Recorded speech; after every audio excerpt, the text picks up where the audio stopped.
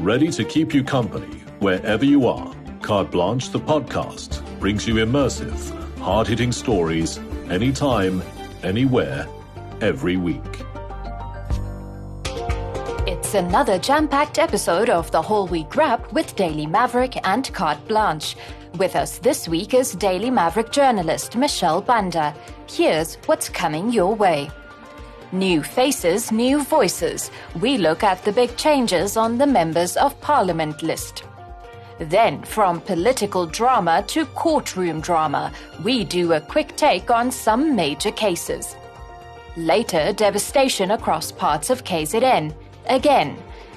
Also, are willing fathers unfairly excluded from their children's lives by the legal system? And Mexico welcomes its first female president, and we're ready to take notes. But first, as the ANC moves towards a government of national unity, the fight over policies begins.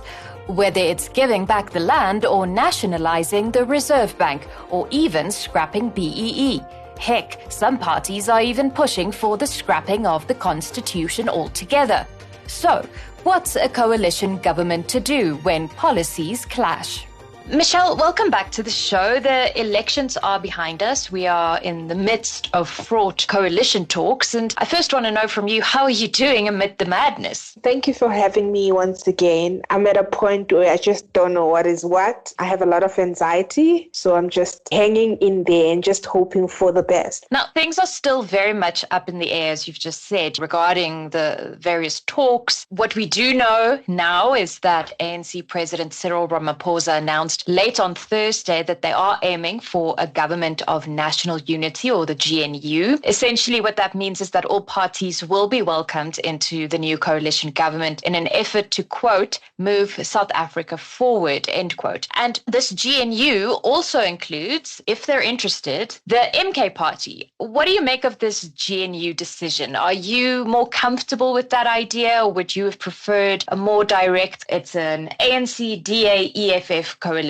or it's an ANC-DA-IFP coalition? Or are you comfortable with the GNU approach? I'm not sure about the GNU because it means there's many cooks. Will they be able to put their differences on the side for the greater interest? I'm not sure about that, but let's hope to see maybe something positive out of it. Maybe they would be able to put their differences aside as well and try to find a way forward that works for South Africa at large and not just for a few. Yes, absolutely. And we also have a poll running on our social pages where we actually ask people, do you think that the various political parties have the maturity to set aside their differences? And right now, honestly, from what we've seen just in the past with coalitions on regional level, I'm more inclined to say no, or it's going to be very difficult to set aside their issues. So I'm wondering how mature our parties are to actually make things work. Certainly, as I mentioned earlier, that they have different principles and there's also some dysfunctionalities in the different parties or in the different structures that they need to sort out. But now if they're bringing it to one table, it's overwhelming. It's a lot. The big question is, will they be able to mature enough in the next week? Because let's be honest, they need to sort out whatever needs to be sorted out by the 16th of June. There's not a lot of time to mature, but let's see how things unfold. Of course, South Africa has been here before. Daily Maverick's Ferial Haffajee recently had a very interesting interview with Rolf Meyer, the man who negotiated SA's transition from apartheid to democracy in the 90s. And he gave some clear advice on what needs to happen in order for this coalition government to succeed. He, as with Ramaphosa's comments last week, emphasized how the Constitution must form the foundation of all decisions and conversations going forward. I also liked his comment on how parties can overcome their differences, because he said you need to start with the subjects and values you can find agreement on and then work from there to tackle the differences one by one. I think that would be a good starting point, given that some of these policies that the different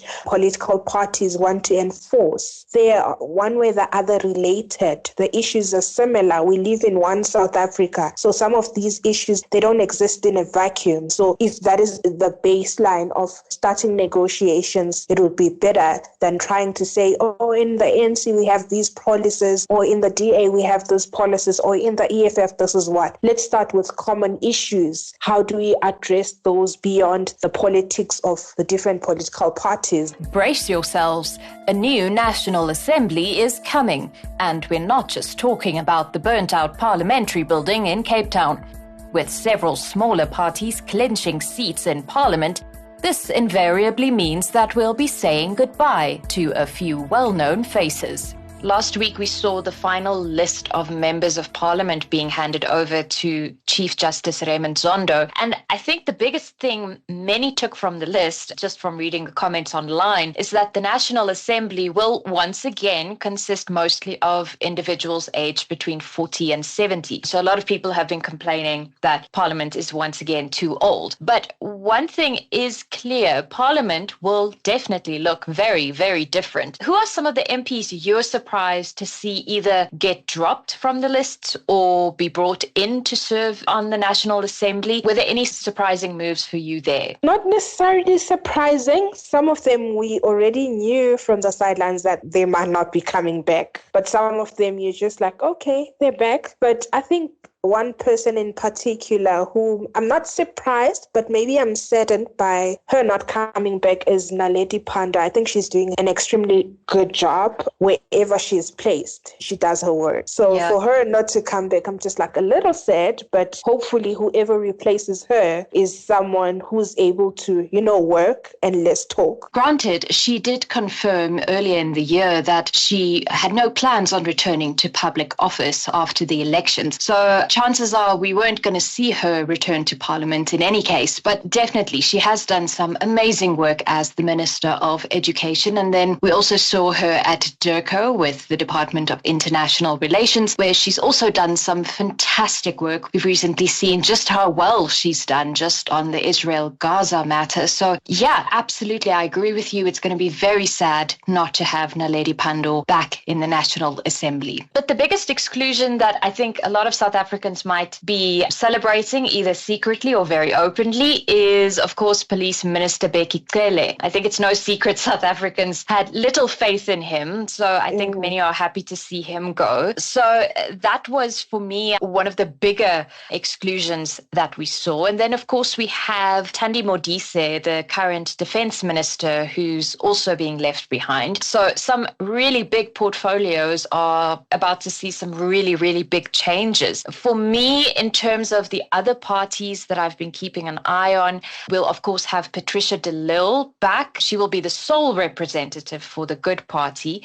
And it's going to be interesting to see what she does because she's quite a senior amongst everyone. So I'm interested to see what she brings with her single seat. And then another one that I kind of want to get your thoughts on is Action SA. We'll also definitely not see Mr. Fix-It, Herman Mashaba. And I think a lot of voters are quite upset with Action SA in general, just because they've pulled out of the multi-party charter and now Mashaba won't be appearing in Parliament. So many people are saying, well, we based our vote on Mashaba and now he's nowhere to be found. He's not featuring anywhere. So what was the point? So what are your thoughts on Action SA? I think Action SA, having launched in the time of COVID, has done fairly well as a party because they've only contested the local elections in 2021 and this is their first national and provincial election. They've been very vocal on the issues of Hammanskraal, water issues and stuff like that, which have been good. We should give them a bit of grace. But obviously everyone was basing everything on Mashaba, which is sad to see that he won't be part of that. At least they have one representative in Parliament. Definitely. So it's going to be interesting to see what they do more, I guess, on a provincial and regional level. But another biggie for me is the return of Musi Maimane, of course, now under Bosa. He's very experienced. Parliament is certainly nothing new to him. And then we also have the Patriotic Alliance, of course, and with the very vocal Gayton McKenzie. And by his side, which I think surprised many, will be 8 other Patriotic Alliance MPs. So yeah, I think the days of boring boring Parliament are officially over. Certainly, we still have to brace ourselves for more drama and just more personality. While the MK party battles it out in court over who's the true leader of the party, a few other major court cases also took place this past week. First up, we had convicted rapist and murderer and prison escapee Thabo Bester calling for the death penalty so he can... Well, we're not entirely sure what he wants. Then, in a surprise arrest, former Minister of Sport, Arts and Culture, Zizi Kodwa, made his first appearance on corruption charges. And also on the political front, former National Speaker Nosiviwe Mapisa-Nqakula was the only accused left standing after her co-accused was let off the hook. Last week was also a dramatic time on the judicial front with several big court cases happening. I want to move our focus to the Oscar-worthy performance that we saw from convicted murderer and rapist Thabo Bester. I mean, did you see that? I was speechless while I was watching it. It was just a bizarre moment. I don't understand his entitlement because he's been given plenty of opportunities in his case. Thinking about other cases that have dragged on for years, for instance, the Senzo Meyiwa case, he has been given attention and his case is moving fairly faster than any other case. For him to even say that his rights are being infringed and he wants a fair trial and him just wanting to speak and just be on the spotlight again. Yeah, he's an absolute narcissist, really, when you look at it. And I think it's a delay tactic because again, he has no legal counsel, but I also think that he just cannot help himself. If you look at similar people who'd kind of run these scams and manipulate people, they just, a lot of the times, just cannot help themselves. They either make themselves the victim or they have to turn the spotlight onto them or they have to make themselves seem like this larger than life character. So I think it's a lot of different things, but it's strange to see it unfold right before our eyes. Of course, he claims that he is being denied access to legal counsel and that he hasn't had any human contact except for the guards within the prison. And he also complained about the media's portrayal of him. But I'm so happy to see that the judge basically said, you know what, Mr. Bester, take your complaints to the relevant authorities, sort out your legal counsel, and let's just get on with it. But another case that we saw was Zizi Kodwa making his first appearance in court on corruption charges. This after the now resigned Sport, Arts and Culture Minister was linked to an alleged bribe of 1.6 million rands to facilitate a 400 million plus IT contract for EOH within the city of Joburg. And finally, we also had former Speaker Nosiviwe Mapisa-Nqakula returning to court in her ongoing corruption and money laundering case. This, of course, after she allegedly solicited a bribe of over 2 million rands from a service provider in 2016 when she was still the Minister of Defense. Now, all of that brings me to this question. Are we finally seeing some movement on the state capture front now that the ANC's hold on power has been shaken so dramatically? Do you think that is what we're seeing right now? I think that's what we're seeing right now, but also it's a reflection of SA's corruption emergency.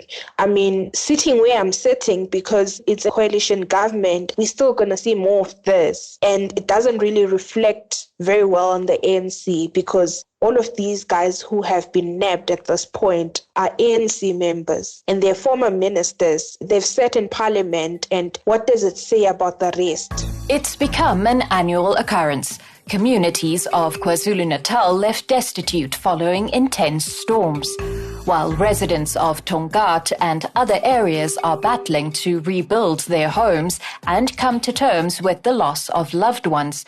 We cannot help but wonder whether government could do more to mitigate the impacts of climate change. Let's move on to KZN, and it's been a devastating week in the province with massive storms. We had at least 2 tornadoes, as confirmed by the South African Weather Service, touching down in Utrecht and Tongaat. floods. Sadly, the Tonga tornado caused serious damage and led to multiple fatalities. At the time of this recording, I think the death toll following the storm stood at 11. You know, as I was following the developments, I felt like just as KZN picks itself up from one natural disaster, another one hits and then they have to rebuild again, and it just never ends. And I just really feel for the people of KZN at this point. Certainly. I was thinking about it. It's like we've had those repeated occurrences of floods. At least in the last 3 years, it's every year they repeat themselves. They claim lives. They destroy infrastructure. I'm asking myself, is it climate change, or does the state of the infrastructure play a role in the impact of these floods? Because it's just a lot. It has happened so much. Some of the parts that have been affected have not been refurbished. I'm just here thinking to myself, have we not also as a country not found a way to try and combat the situation? Because to me, it comes across as if we are still reactive, but there's no preventative measures to say, okay, let's prevent this from having a greater impact on the rest of KZN. Because when you think about it, almost every other road in KZN is still affected by the previous flood and has not been fixed. And then there's another flood. What are we doing? How do we deal with such instances? As we have seen that gift of the givers is always at the front of it, trying to provide a lifeline for people who have been affected by the floods. But what is the government doing about it? And I just want to, before we carry on, I just want to say, once again, Gift of the Givers is doing the work and showing government exactly how it should be done when it comes to supporting disaster-struck communities. I do feel like these extreme weather events are on the increase, but I also remember a couple of years back when we covered the KZN floods, we spoke to some experts there, because you've just raised the idea of, is it infrastructure as well? And some of them told us that yes, it is, because of inadequate waste management, that it clogs up the water systems and the rivers. So the natural flow of water is gravely impacted by all of this waste buildup, that it causes rivers to really break their banks more than they actually should. So it's definitely an infrastructure issue as well. See this as your reminder that this coming Sunday is Father's Day. But far too many dads across South Africa are facing an uphill battle when it comes to being part of their children's lives. This despite every intention to be loving, caring fathers who want to play an active role in their children's upbringing. Now, this coming Sunday is Father's Day and Youth Day, and you're currently working on a really important article regarding parental alienation, and more specifically, the alienation of fathers. I know there are so many good, caring fathers who are desperate to have their stories told. They've reached out to us a lot over the years. But apart from it being Father's Day, what inspired you to pursue this very important topic? You know, I've been working on the story for like 6 months. I was watching TV and I saw this show. It's called Babgeld. And I'm thinking to myself, I see a lot of mothers going on that show saying, oh, my baby daddy is not paying maintenance, you're not taking care of the child doesn't have shoes, the child this and that. And then I sat and thought to myself, but why are we not echoing the voices of fathers who face a similar issue of not having access to their own kids? When it comes to fathers, there's silence, or there's some undertone biasness that the father is treated differently, even in the courts. So it bothered me a lot that as a society saying we are in a transformation era, are we really transforming? And it's also that idea of we're essentially raising a fatherless generation. Yes. And this is why this topic is so important, because a lot of the times it's not because it's a loser dad who just doesn't want to be present and responsible. A lot of the times they are being kept away from their children through various ways by the mothers. I was wondering, considering that you've been working on this for 6 months, without giving away too much, because obviously we want people to go and read your article, but what were some of your findings, particularly within the South African context, while researching this topic? Like I've mentioned earlier, that I've picked up a lot of biasness when it comes to that particular issue. It's an untold story. When you reach out to a father, they have a lot to say. They're like, I want to be be there for my child, but I'm not afforded the opportunity to be there because maybe sometimes I'm not working, I can't contribute financially, but I know how to love a child. At some point, the other father said to me at court when I was fighting to have access to my child, I was asked if I had breasts to breastfeed the child. And we often see in the courts, they tend to favor the mother. I've seen it a few times where the dads really have to jump through hoops just to care for their children. And these are fathers who want to care for their children, and desperately so. So it's very sad to see children being robbed of the opportunity to be well cared for by a caring parent, regardless of whether it's the mother or the father. Certainly, because it has its own impacts. We have a fatherless nation where they tell you we have this percentage of number of fathers who are not present in their child's life. I was speaking to a social worker who spoke to the aspect of how fatherlessness affects the child, and no one really cares about it, and that it is the child's right to actually have both parents play a role in their life. Now, if you want to know more, keep an eye on the Daily Maverick website for Michelle's feature, and she's also keeping a close eye on the Campepe Commission of Inquiry into the deadly Usindiso building fires, so also look out for those updates. Come the 1st of October, Mexico will have a new president, and her name is Claudia Sheinbaum. Yes, for the first time in Mexico's 200-year history, a woman will be leading the country. But with extreme poverty rates remaining high, having one of the highest homicide rates in the world, and the number of citizens unable to access healthcare having doubled, the challenges faced by the people of Mexico are similar to ours.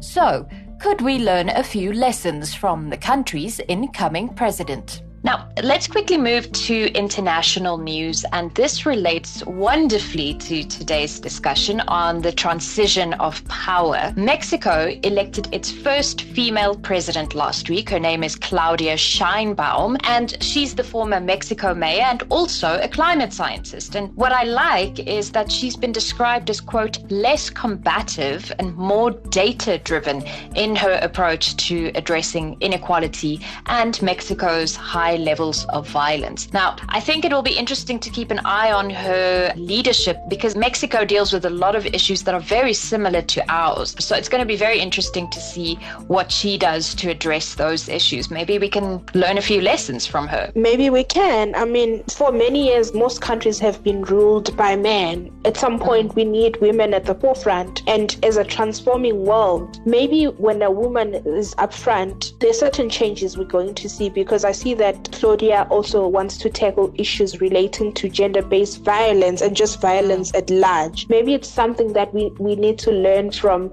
Mexico as South Africa, because we also have high levels of gender-based violence in the country. And as we've seen in Africa as well, and some parts of Asia where women take up leadership roles, we have seen some really positive change. We've seen that governments that are led by women tend to take a more calm approach in dealing with issues instead of wanting to go all out guns blazing. It's more about finding a real practical solution to a problem. Well, that's all we have time for today, Michelle. Thanks as always for joining Carte Blanche. Always lovely chatting to you, and all the best for the week ahead. I know it's going to be a rough one for us all, and just keep warm as well. Thank you so much for having me. I'll surely keep warm and brave myself for the week. Good luck with everything. Thank you.